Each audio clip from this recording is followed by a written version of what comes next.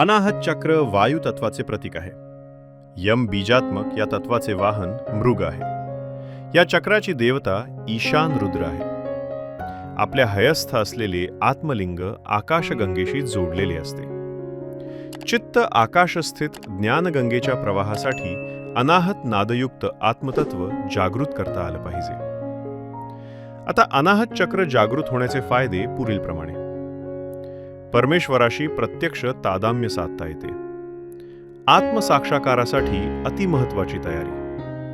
सद्गुरू महाराजांचे आपल्यावर लक्ष केंद्रित होणे.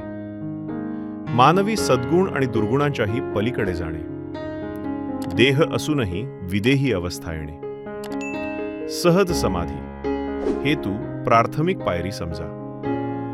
भगवतमय अंतकरणाला आणि प्रारब्धाला अनुसरून सद्गुरू अनुग्रह प्राप्त होणे. आत्मबळात प्रचंड वाढ होणे. त्रिकालज्ञानी होण्याची पात्रता येणे. आकाश हेच स्वगृह आहे याची कठोर धारणा होणे. या संबंधित अधिक सविस्तर माहिती लिंक डिस्क्रिप्शन बॉक्समध्ये आहे.